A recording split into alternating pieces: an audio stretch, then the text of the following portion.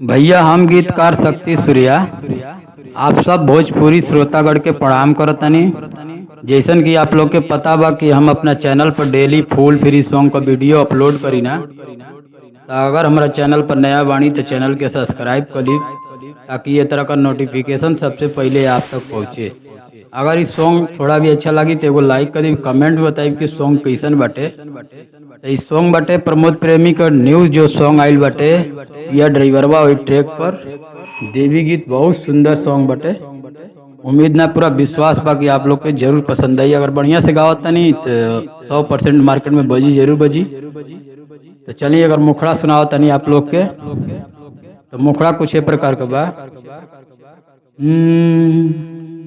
मारता दहाड़ हाई डर जीव हमार माई, मारता दहाड़ हाई डर जीव हमार माई, कैसे उतारी औरती ए माई आगवा से तनी बघवा के दूर करती, ए माई लगवा से तनी बघवा के दूर करती।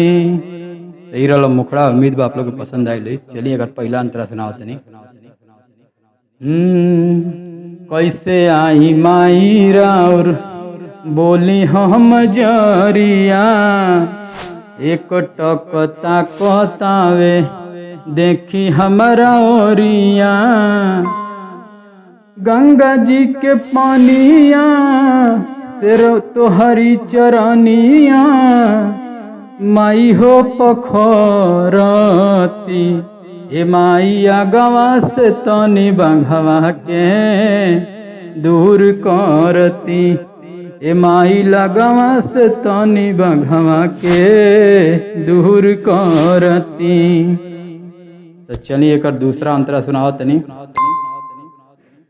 पर शादी लैनी नारियल चुनरिया, शक्ति सूर्या सिंगर राउर करे कर जोरिया, होता बिलम माई तरसत मन माई, होता बिलम माई तरसत मन माई, आके चरण धरती ए माई आगवा से तनी बघवा के दूर करती, ए माई लगवा से तनी बघवा के दूर करती।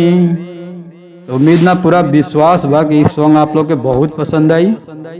तो चलिए हमारे चैनल के लाइक जरूर कर दी और कमेंट में बताइए कि सॉन्ग कैसा लगा। एक बार और रिक्वेस्ट बा कि अगर नया बानी तो सब्सक्राइब कर दी। चलिए आज का बहुत बहुत धन्यवाद।